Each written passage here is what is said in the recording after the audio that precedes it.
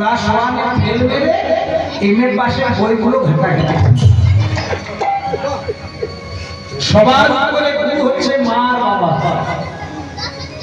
যারা মাকে ভালোবাসো না তারা আমার গান শোনো। সবার উপরে হচ্ছে মা এবং বাবা। মা বাবার পর হচ্ছে শিক্ষাগুরু, যার কাছে আমি শিখলাম।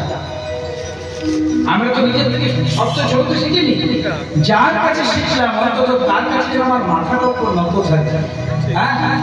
আর যার কাছে শিখলাম আর শিখে পরে তারই হরিবোল করলাম, তাহলে তোমার হরিবোল তারা তারা প্রেম সে বলিয়ে রাখবে। বলি হারি গুরুদেব দেবীয় বাটা আছে না গানটা, গুরু গোবিন্দ দেব খেড়ে কাকে রাখবে বাবা। বলছে আমার বাড়িতে যদি গুরু আসে আর গোবিন্দ আসে, প্রথমে আমি কাকে প্রণাম করবো? বলছে গুরুকে। কেন গুরু তোমাকে গোবিন্দকে চিনিয়ে দেবে। বলছে যে কোনোদিন নারকেল খায় নাই, তার হাতে যদি একটা নারকেল দিয়ে বলেন খেয়ে নে, খায় নাই, অভিজ্ঞতা নেই, নো আইডিয়া। প্রথমে নারকেলের উপরটা নিয়ে কামড়া কামড়ি করবে, 2-4টি দাঁত ডেন্টিস্টের লাভ হবে। তারপরে বলবে কি যে বটে বাবা কোনো সাধু নাই, আর একটা সব ছুঁড়ে ফেলে দেবে। কিন্তু যেই না ছুঁড়ে ফেলে দিল, জানে না এর মাহাত্ম্য, জানে না এর আস্বাদন, জানে না এর টেস্ট, জানে না, সেটিকে যদি কেউ উড়িয়ে এনে বলে বলে শোন খেতে জানিস, তার চোখের সামনে যদি নারকেলটা ফাটিয়ে দেয় আর চামচে করে যদি একটু সাদা শাঁসটা খুলে পরে খাইয়ে দেয়,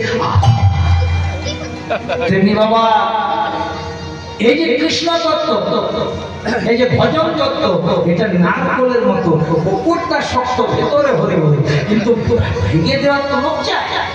সেই ভেঙে দেওয়ার লোকটার নাম হচ্ছে শ্রী গুরুদেব। তাই যতক্ষণ আপনি সদ্গুরু চরণ আশ্রয় না করবেন, আপনার কৃষ্ণ কৃপা সর্বকলায় পূর্ণ হবে। সেই গুরু চরণ আশ্রয় করে, রাধা গোবিন্দের চরণ আশ্রয় করে আজকে আমরা বৃন্দাবন থেকে 12 কিলোমিটার দূরে একটা জায়গায় যাব, যার নাম মথুরা। বৃন্দাবন থেকে এখন 12 কিলোমিটার দূর, বেশি না। যারা গেছেন তারা জানেন।